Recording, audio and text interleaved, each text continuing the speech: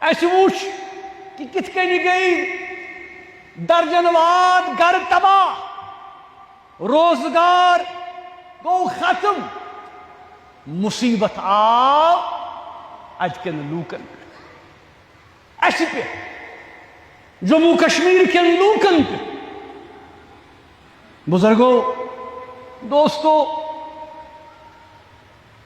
ہمارے دل رو رہے ہیں جب ہم وہ تصاویر دیکھ رہے ہیں جو سوشل میڈیا پر 12 سالہ زین اور اس کی بہن اروا ہنستے ہوئے، یہ دونوں بچے کس طرح سے اس گولہ باری میں ہلاک ہو گئے۔ ان کی تصاویر آج بھی ہمارے آنکھوں کے سامنے ہے۔ یہی منظر آر پار تھا۔ ہم نے دیکھا کس طرح سے آج اس کی والدہ چیخ و پکار رہی ہے اپنے ان بچوں کو۔ ہم نے دیکھا کہ کس طرح سے ان کا والد ہسپتال میں موت و حیات کی کشمکش میں مبتلا ہے۔ یہ سارا دکھ اور درد اور کرب دنیا محسوس کرے یا نہ کرے، لیکن جموں کشمیر کے عوام، جموں کشمیر کے لوگ، ہمارے دلوں کو ان تصاویر نے ہلا کر رکھ دیا ہے۔ بزرگوں، دوستوں، نوجوانوں، دنیا دور سے دیکھ کر تبصرے کر رہی ہے، تماشائی کی طرح دیکھ رہی ہے، اور یہ کہا جا رہا ہے کہ جموں کشمیر ایک ایٹمی فلیش پوائنٹ بن گیا ہے، کبھی بھی جنگ اٹھ سکتی ہے، کبھی بھی یہ معاملہ جو ہے ہاتھ سے نکل جا سکتا ہے۔ دنیا کے لیے یہ ایک علاقائی یا ایک ٹیریٹوریل ایشو ہوگا۔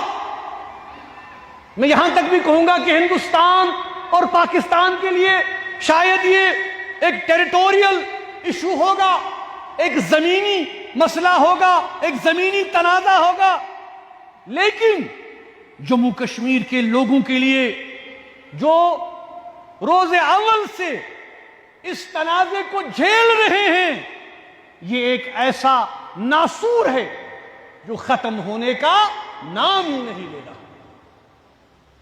بزرگوں، آخر کب تک ہم اس انپریڈکٹیبل سچویشن میں، اس غیر یقینی صورتحال میں رہیں گے؟ ہر کوئی کشمیر کے بارے میں بات کر رہا ہے، لیکن کشمیریوں کی کوئی بات نہیں کر رہا۔ ان سے نہیں پوچھا جا رہا، جموں کشمیر کے لوگوں سے نہیں پوچھا جا رہا جو یہاں رہتے ہیں کہ وہ کیا چاہتے ہیں، ان کے خواب کیا ہیں، ان کے آئندہ نسلوں کے لیے امنگیں کیا ہیں، امیدیں کیا ہیں۔ کیا ہم کبھی سکون دیکھ پائیں گے؟ کیا ہم کبھی امن دیکھ پائیں گے؟ کیا ہمارے زخم کبھی بھریں گے؟ کیا یہ تنازع کبھی حل ہوگا؟ یہ ایک بہت بڑا سوال پیدا ہو گیا ہے۔ ایک ہر ایسے واقعہ کے بعد ہم دیکھتے ہیں کہ مسئلہ اور پیچیدہ ہو گیا ہے۔ فوجی برتری دکھانے کی جو پالیسی ہے وہ صرف اور صرف تباہی لا سکتی ہے، جسے ہم انگریزی میں ملٹری ون اپ مین شپ کہتے ہیں۔ اس سے ہمیں کیا حاصل ہوگا؟ جیسا کہ ہم نے دیکھا کہ اس کا فائدہ کون اٹھا رہا ہے؟ اس کا فائدہ وہ ایجنسیز اٹھا رہی ہیں، وہ فرمیں اٹھا رہی ہیں، وہ انسٹیٹیوشن اٹھا رہے ہیں جو ہتھیار بناتے ہیں، جو جہاز بناتے ہیں، جو تباہ کن سامان بناتے ہیں۔ اور آج اب ہم دیکھ رہے ہیں کہ دنیا میں کشمیریوں کی مصیبت کی کسی کو نہیں پڑی ہے، لیکن یہ بحث چھڑ گئی ہے کہ کس کمپنی، کس فوجی طیارے کی کمپنیاں شیئرز بڑھ گئے ہیں، کس کے اتر گئے۔ انسانی قدروں، انسانی جان اور انسانی اقدار کی کسی کو فکر نہیں ہے۔ بزرگوں، دوستو، آج فائدہ ان ایجنسیز کو ہو رہا ہے، آج فائدہ امن کو نہیں ہو رہا۔ کشمیری سوچنے پر مجبور ہیں کہ کیا بھارت اور پاکستان واقعی امن چاہتے ہیں یا ایک دوسرے پر سبقت چاہتے ہیں، ایک دوسرے پر ملٹری ون اپ مین شپ کی دوڑ میں دونوں شامل ہو چکے ہیں۔ جہاں تک جموں کشمیر کا تعلق ہے، جہاں تک یہاں کے عوام کا تعلق ہے، یہاں کے عوام، جموں کشمیر کے عوام جنگ نہیں چاہتے، جموں کشمیر کے عوام امن چاہتے ہیں، ہم حل چاہتے ہیں، ہم مسائل کی طوالت کو نہیں چاہتے، ہم مسائل کا حل چاہتے ہیں۔ ہم دلی امید کرتے ہیں کہ دونوں ملکوں کے ڈی جی ایم اوز نے جس طرح فیصلہ کیا کہ سیز فائر کو بڑھایا جائے 18 مئی تک، جموں کشمیر کے عوام کا یہ متفقہ مطالبہ ہے کہ 18 مئی تک نہیں، اس سیز فائر کو پرماننٹ بنیادوں پر کیا جائے، تاکہ امن ہو، تاکہ شانتی ہو، تاکہ جموں کشمیر کے لوگ امن و آشتی سے رہ سکیں۔ حیرت اس بات کی بھی ہمیں ہوتی ہے کہ اگر D G M Os phone اٹھا کر آپس میں بات کر سکتے ہیں تو کتنے افسوس کی بات ہے کہ ہندوستان اور پاکستان کی قیادت کیا آپس میں بات نہیں کر سکتے، آپس میں ایک دوسرے کے ساتھ انگیج نہیں ہو سکتے؟ اس کے علاوہ اور کوئی چارہ نہیں۔ لیکن افسوس یہ ایک ایسا سچ ہے کہ اگر آج ہم اس سچ کو بولیں گے تو ہمیں ملک دشمن ہونے کا لیبل لگایا جاتا ہے۔ یہ کتنی حیرت کی بات ہے، یہ کتنے افسوس کی بات ہے کہ جو لوگ جنگ کی بات کرتے ہیں، جو لوگ تباہی کی بات کرتے ہیں، جو لوگ میوچول ڈسٹرکشن کو انشور کرنے کی بات کرتے ہیں، وہ آج کے دور میں نیشنلسٹ ہیں۔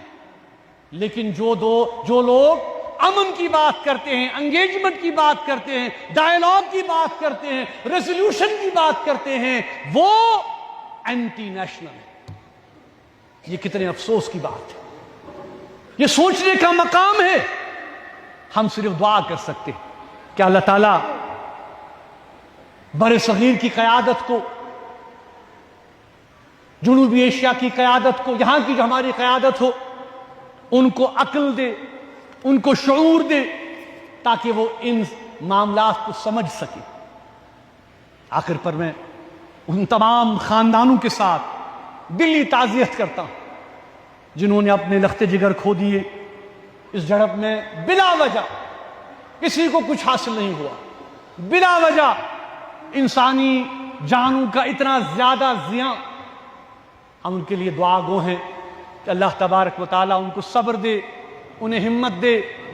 ہم سمجھ سکتے ہیں کہ ہم دیکھ رہے ہیں پچھلے 70 سال سے معاملات و واقعات، زخمیوں کو اللہ تعالیٰ شفا دے، اور ہم سب کی یہ اس وقت کوشش ہونی چاہیے کہ ہم ان لوگوں کی مدد کریں، معاونت کریں۔ ہمارا بھی ایک چھوٹا سا ادارہ ہے دارالخیر، ہم بھی انشاءاللہ کوشش کریں گے کہ جتنا ہو سکے ہم ان لوگوں تک پہنچے جو اس وقت ہماری ہمدردی کے، خاص کر جو ایل او سی پر لوگ رہ رہے ہیں، ان کی ہیلپ کے لیے، ان کی مدد کے لیے ہم سامنے آئیں۔ میں آپ سب سے اپیل کرتا ہوں اور حکومت سے بھی اپیل کرتا ہوں کہ ان کو اچھا خاصا معاوضہ دیا جائے تاکہ وہ اپنی زندگیاں پھر شروع کر سکیں۔ میں یہ بھی کہنا چاہتا ہوں کہ جیسا کہ آپ کو پتہ ہے کہ جموں کشمیر عوامی ایکشن کمیٹی پر پابندی عائد کر دی گئی ہے، اور ہم نے یہ فیصلہ کیا ہے کہ ہم اس کو اپنے طور سے، سیاسی طور سے اس مسئلے کو، اس پر جو ہمارا نقطۂ نظر ہے، ہم اپنے طریقے سے اس کو چیلنج کریں گے، کیونکہ ہمیں قطعاً یہ منظور نہیں ہے کہ جو الزامات جموں کشمیر عوامی مجلس عمل پر ایکشن کمیٹی پر لگائے گئے ہیں، اس کی قیادت پر لگائے گئے ہیں۔ میں نے پچھلی بار بھی کہا کہ جموں کشمیر عوامی ایکشن کمیٹی کی تاریخ بالکل عیاں ہے، اور ہم ان تمام الزامات کو مسترد کرتے ہیں جو کہ ہم پر لگائے گئے ہیں۔ اس حوالے سے جموں کشمیر عوامی ایکشن کمیٹی جو بھی طریقہ کار وضع کرے گی تو اس کے حوالے سے میں آپ کو آگاہ کرتا رہوں گا۔